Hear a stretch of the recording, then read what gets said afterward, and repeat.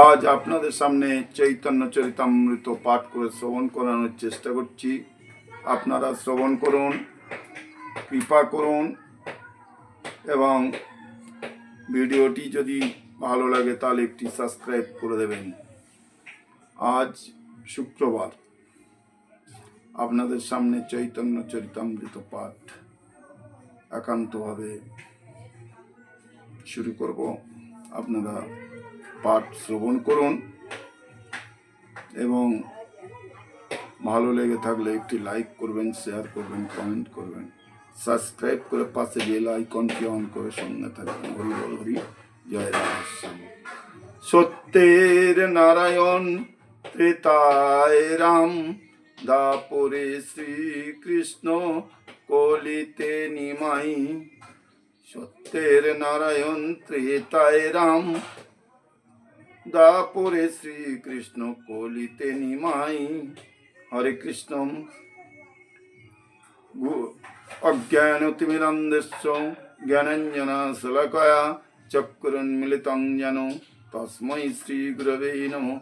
বাঞ্ছাকল্পতরুভ্যশ্চ কৃপা সিন্ধুএব চ পতিতানাং পাবনেভ্যো বৈষ্ণবেভ্যো নমো নমো। হে কৃষ্ণ করুণা সিন্ধু দীনবন্ধু জগৎপতে গোপেশ গোপিকাকান্ত রাধাকান্ত নমস্তুতে। তপ্ত কাঞ্চন গৌরাঙ্গে রাধে বৃন্দাবনেশ্বরী বিশ্বভানুসুতে দেবী প্রণমামি হরিপ্রিয়ে। জয় শ্রীকৃষ্ণ চৈতন্য প্রভু নিত্যানন্দ, জয় দ্বৈত গদাধর শ্রীবাসাদি গৌর ভক্তবৃন্দ। হরে কৃষ্ণ কৃষ্ণ কৃষ্ণ হরে হরে, হরে রাম রাম রাম হরে হরে। আপনাদের সামনে আজ 19তম শ্লোকতে 19তম পরিচ্ছেদের অন্তিম লীলার 19 পরিচ্ছেদের 34 নম্বর শ্লোক থেকে আপনাদের সামনে পাঠ করে শ্রবণ করানোর চেষ্টা করছি। আপনাদের শ্রবণ করুন। পূর্বে যেন বিষাকারে রাধিকা পুছিলাম, সেই শ্লোক পড়ি প্রলাপ করিতে লাগিলাম। শ্রীমতী রাধারানী যেভাবে পূর্বে বিশাখাকে প্রশ্ন করেছিলেন, সেই শ্লোক পড়ে শ্রী চৈতন্য মহাপ্রভু মাদের মতো প্রলাপ করতে লাগলেন। কপ নবকুল চন্দ্রমা, কা শিখি চন্দ্র কালঙ্কৃতি, কামন্দ্র মুরলীরব, কানু সুরেন্দ্র নীল দূতি, কব রাস রসতাণ্ডবী, কসকি জি রখৌষধি, নিধির মম সুহিতম, কবতন্তহা দিগিধিম। হে সখী, সেই নন্দকুল চন্দ্রমা কোথায়? সেই ময়ূর পুঞ্চের দ্বারা অলঙ্কৃত কৃষ্ণ কোথায়? সেই মন্দ মধুর বংশীবাদ কৃষ্ণ কোথায়? ইন্দ্র নীলমণি দ্যুতিমান কৃষ্ণ কোথায়? রাস নৎসে নর্তনকারী সেই কৃষ্ণ কোথায়? আমার জীবন রক্ষার ঔষধি স্বরূপ কৃষ্ণ কোথায়? আমার সেই সুহৃদম নিধি বা কোথায়? হায় বিধাতাকে ধিক। এই শ্লোকটি রূপ গোস্বামীর ললিত মাধব নাটকেও পাওয়া যায়। ব্রজেন্দ্রকুল দুগ্ধ সিন্ধু, কৃষ্ণ তাহে পূর্ণ ইন্দু, জন্মি কয়লা জগদুজার, কান্তমৃত যেবা পিয়ে নিরন্তরে পিয় জিয়ে ব্রজজনের নয়ন চকর নন্দ মহারাজের বংশ ক্ষীর সমুদ্রের মতো সেই বংশে পূর্ণ চন্দ্রের মতো উদিত হয়ে কৃষ্ণ সমগ্র জগৎকে আলোকিত করেছেন। ব্রজবাসীদের নয়ন চকর পাখির মতো নিরন্তর তার অঙ্গ কান্তি রূপ অমৃত পান করে জীবন ধারণ করে। সখী হে কোথায় কৃষ্ণ করাহ দর্শন, খানেকে যাহার মুখ না দেখিলে ফাটে বুক, শীঘ্র দেখাও না রহে জীবন। হে সখী কৃষ্ণ কোথায়, দয়া করে আমাকে তার দর্শন করাও। ক্ষণিকের জন্য তার মুখ দর্শন না করলে বুক ফেটে যায়। শীঘ্র তাকে দেখাও, তা না হলে আমি বাঁচব না সখী, বাঁচব না। এই বজেন ব্রজের রমণী কামার্ত তপ্ত কামার্ক তপ্ত কুমুদিনী নিজ কথা করামৃত দিয়া দান প্রফুল্লিত করে যেই, কাহা মোর চন্দ্র সেই, দেখাও সখী রাখো মোর প্রাণ। ব্রজ রমণীরা কামরূপ সূর্য কিরণে তপ্ত কুমুদিনীর মতম, কিন্তু কৃষ্ণচন্দ্র তার হাতের অমৃত দান করে তাদের প্রফুল্লিত করে। হে সখী আমার সেই চন্দ্র কোথায়, তাকে দেখিয়ে তুমি আমার প্রাণ রাখো। কাহা সে চূড়ার ঠাম, সিকি পিঞ্জের উড়ান, নব মেঘে যেন ইন্দ্রধনু।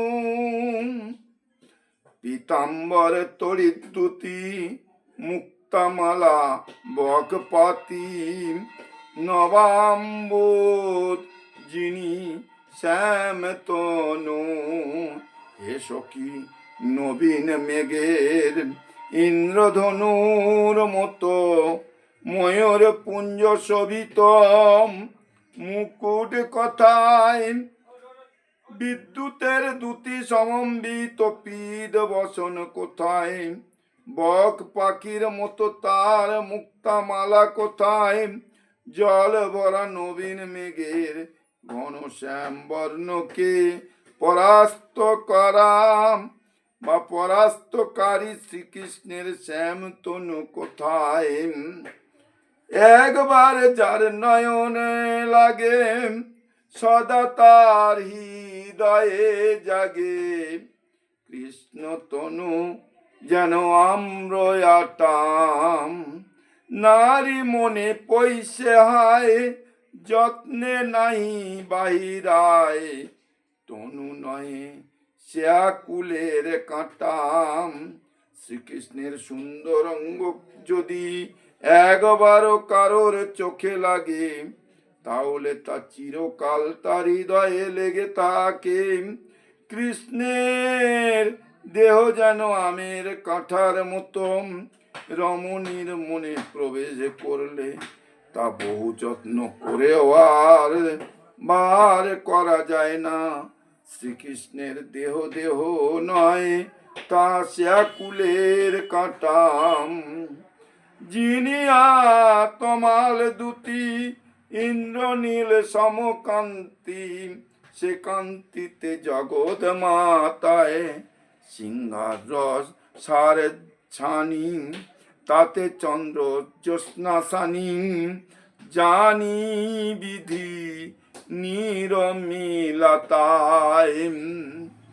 শ্রীকৃষ্ণের অঙ্গ কান্তি ইন্দ্রনীল মণির মতো, এবং তার তমাল বৃক্ষের দুটিকে পরাস্ত করে। তার অঙ্গ কান্তি সারা জগৎকে মাতায়। শৃঙ্গার রসের সার ছেঁকে চন্দ্রের জ্যোৎস্না মিশিয়ে বিধি তার দেহ তৈরি করেছেন। কাশে মুরলী ধ্বনি নবাভ্র গর্জিত যিনি, জগৎ আকর্ষে শ্রবণে যার। উটি ধায় ব্রজজন তৃষিত চাতকগণ, আসি পিয়ে কান্ত মৃত ধার। নবীন মেঘের বজ্র গর্জনকে পরাস্তকারী, সমগ্র জগতের শ্রবণ বর্ষণ আকর্ষণকারী সেই মুরলী ধ্বনি কোথায়? তৃষিত চাতকের মতো ব্রজবাসীরা ছুটে গিয়ে শ্রীকৃষ্ণের অঙ্গ কান্তির সেই অমৃত ধারা পান করেন। মোর সেই কলানিধি প্রাণ রক্ষা মহৌষধি, সখী মোর দেহ শ্বেতাম। দেহ জিয়ে তাহা বিনে দিক এই জীবনে, বিধি করে এত বিড়ম্বন। শ্রীকৃষ্ণের সমস্ত শিল্প ও কলার উৎসব, সে আমার প্রাণ রক্ষার মহৌষধি।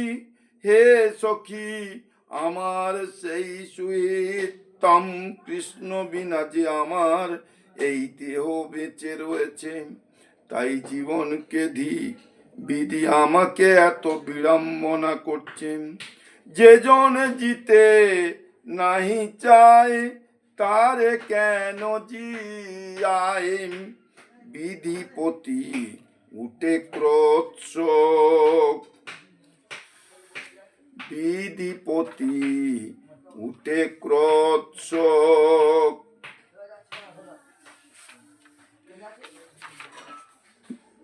বিধিরে করে ভৎসন, কৃষ্ণে দেন অলায়ন।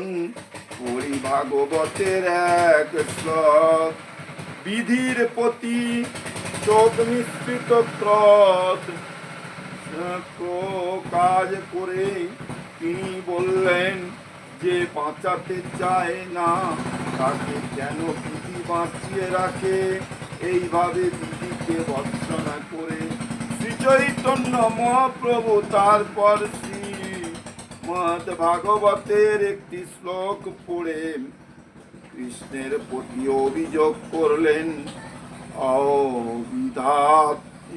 বিধাম বস্তব না কচিদয়াম, সংযজ্য মৈত্রা পনয়েন দেহিন, তাশ্চাকৃতার্থান বিজু গুণং ক্ষেপার্থকং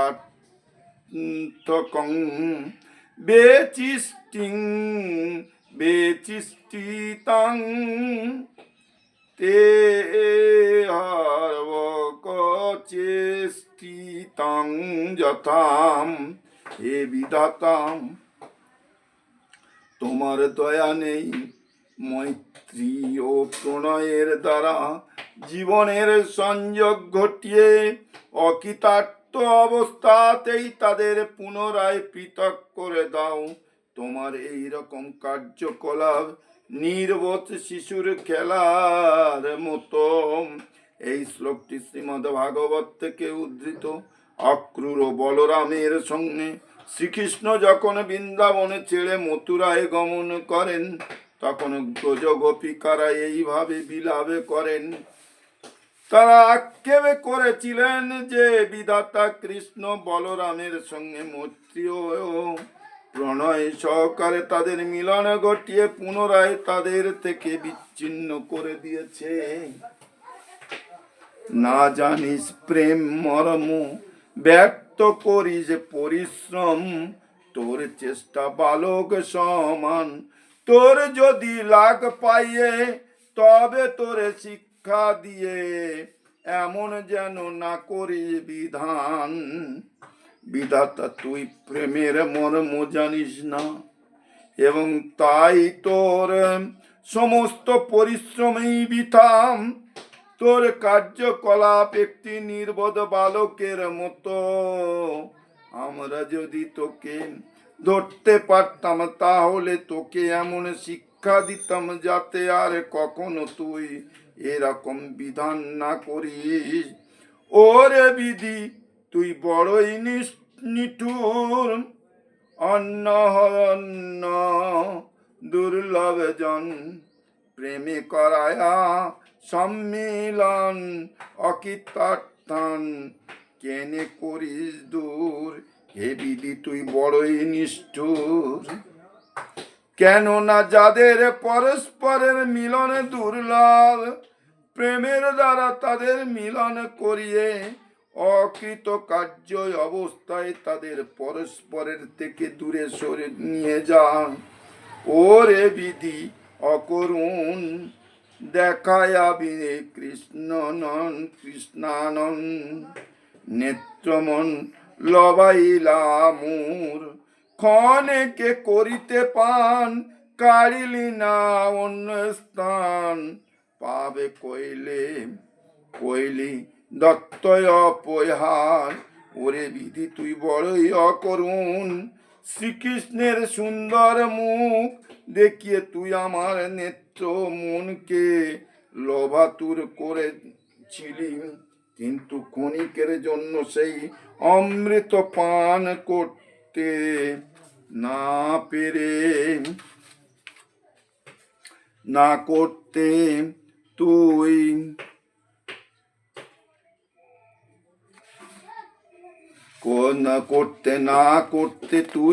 কৃষ্ণকে কেড়ে অন্য স্থানে নিয়ে গেলি। এইভাবে তুই দান করে সেই বস্তু অপহরণ করা রূপ মহা পাপ করেছিস।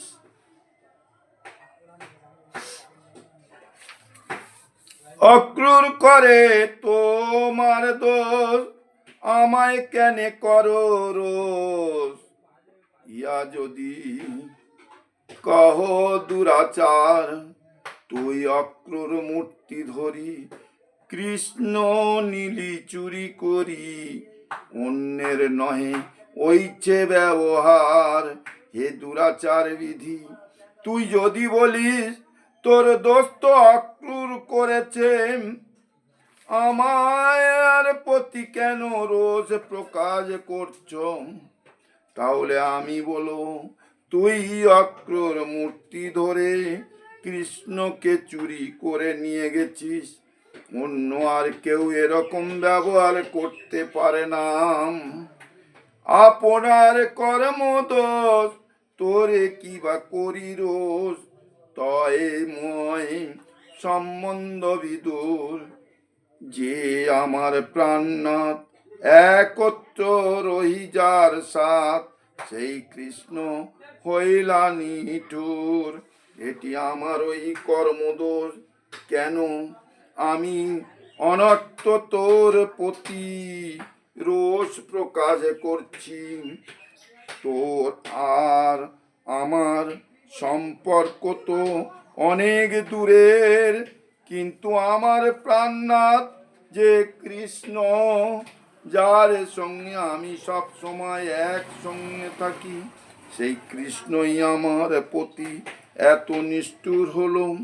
সব ত্যাজি ভোজি যারে, সেই আপন হাতে মারে। নারী বধে কৃষ্ণের নাই ভয়, তার লাগি আমি মরি। উল্টি না চায়ে হরি, ক্ষণমাত্রে ভাঙিল প্রণয়। সব কিছু ত্যাগ করে আমি যার ভজনা করি, সেই তার নিজের হাত দিয়ে আমাকে মারছে। নারী বধে কৃষ্ণের ভয় নেই, তার জন্য আমি মরে আছি, কিন্তু সে ফিরেও আমার দিকে তাকায় না। ক্ষণিকের মধ্যে সে আমাদের প্রণয় পাদ চিহ্ন করেছে। হরে কৃষ্ণ, আজ এই পর্যন্ত রাখলাম। আগামী পর্বে আবার এর পরের থেকে আপনাদের সামনে আরম্ভ করব। আপনারা কৃপা করবেন। হরে কৃষ্ণ, হরি বল, জয় রাধে, হরি বল, হরি বল, হরি।